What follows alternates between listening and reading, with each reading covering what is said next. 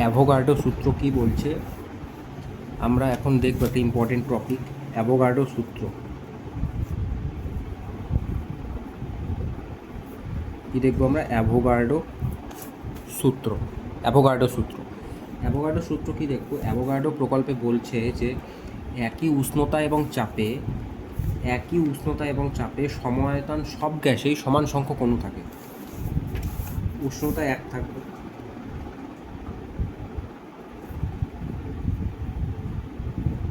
একই উষ্ণতা একই চাপ, একই উষ্ণতা প্লাস একই চাপ। একই উষ্ণতা এবং একই চাপে সম আয়তন সব গ্যাসেই সমান সংখ্যক অণু থাকে। এটা হলো অ্যাভোগাড্রো সূত্র। অণু থাকে, এটা হচ্ছে অ্যাভোগাড্রো সূত্র। তো অ্যাভোগাড্রো সূত্র বলছে যে একই উষ্ণতা এবং চাপ যদি থাকে, একই উষ্ণতা এবং একই চাপে সম আয়তন সব গ্যাসেই সমান সংখ্যক অণু থাকবে। মানে বলতে গেলে ধরো স্থির উষ্ণতা এবং চাপ, এই স্থির উষ্ণতা এবং চাপ যদি থাকে, তাহলে এই স্থির এবং উষ্ণতা এবং চাপে কোনো গ্যাসের আয়তন যদি ভি যদি হয় কোনো গ্যাসের আয়তন, ভি হচ্ছে গ্যাসের আয়তন, ভি যদি গ্যাসের আয়তন হয়, আর এই গ্যাসটাতে এই ভি যদি গ্যাসের আয়তন হয়, আর এই গ্যাসে যদি এই এন সংখ্যক অণু থাকে, তাহলে কি একই উষ্ণতা এবং চাপে যদি ভি আয়তন কোনো গ্যাসে এন সংখ্যক অণু থাকে, তাহলে অ্যাভোগাড্রো সূত্র অনুসারে সম আয়তন সব গ্যাসেই সমান সংখ্যক অণু থাকবে।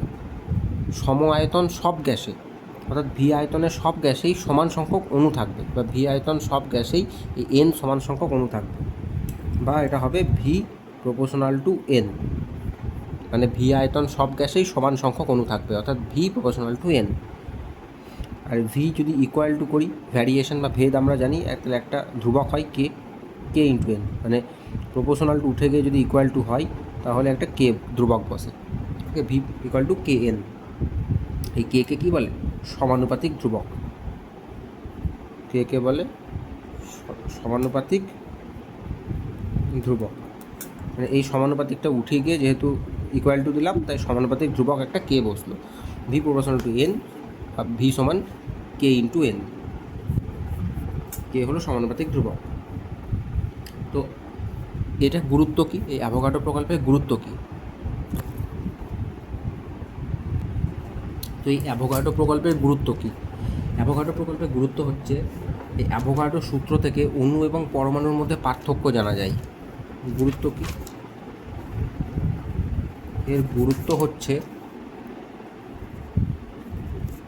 অণু আর পরমাণু, এই অণু এবং পরমাণুর মধ্যে কী করা যায়? এই অণু এবং পরমাণুর মধ্যে পার্থক্য জানা যায় এটা সাহায্যে। কীভাবে সেটা পরে জানব। এই সূত্রকে কাজে লাগিয়ে তাহলে 1 নম্বর অণু পরমাণুর মধ্যে পার্থক্য বোঝা যায়। 2 নম্বর গুরুত্ব হচ্ছে এই সূত্রকে কাজে লাগিয়ে, এই অ্যাভোগাড্রো সূত্রকে কাজে লাগিয়ে গে লুসাকের গ্যাস আয়তন সূত্র বলে না, তো এই গে লুসাকের গ্যাস আয়তন সূত্র প্রমাণ করা যায়। গে লুসাকের গ্যাস আয়তন সূত্র প্রমাণ করা যায়। এর সাথে অর্থাৎ গে লুসাকের গ্যাস আয়তন সূত্রের সাথেই ডাল্টনের পরমাণুবাদ, আমরা পড়েছো ক্লাস 6-7-এর ডাল্টনের পরমাণুবাদ, মানে ডাল্টনের পরমাণুবাদের সমন্বয় সাধন করা যায়।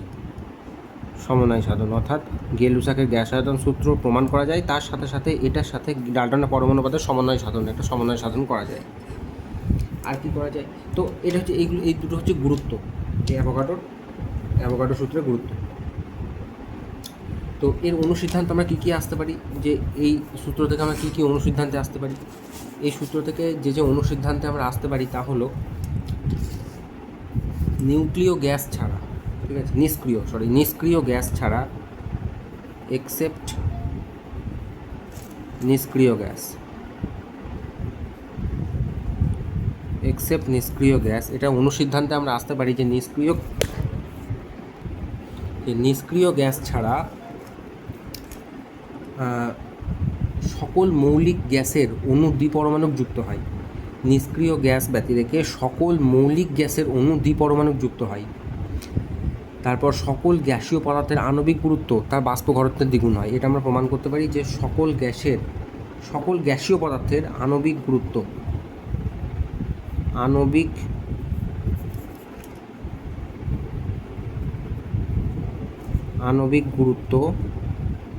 কি হয়, তার বাষ্প ঘনত্বের দ্বিগুণ হয়।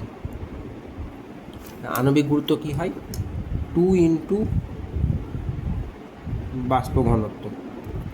এটা তোমরা অনেক এমসিকিউ কোশ্চেনে দেখেছো।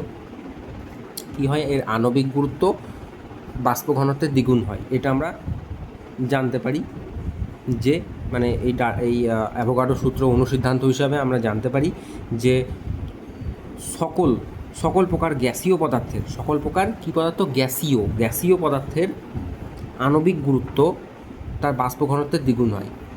সকল প্রকার গ্যাসীয় পদার্থের আণবিক গুরুত্ব তার বাষ্প ঘনত্বের দ্বিগুণ হয়, বা আণবিক গুরুত্ব সমান কি হয়? 2 ইন্টু বাষ্প ঘনত্ব, অর্থাৎ আণবিক গুরুত্ব বাষ্প ঘনত্বের দ্বিগুণ। আণবিক গুরুত্ব বাষ্প ঘনত্বের দ্বিগুণ, বাট আণবিক গুরুত্ব সমান 2 ইন্টু বাষ্প ঘনত্ব, ঠিক আছে। আবার এটাও আমরা জানতে পারি যে প্রমাণ উষ্ণতা এবং চাপে বা স্ট্যান্ডার্ড টেম্পারেচার অ্যান্ড প্রেশার, যেটাকে বলা হয়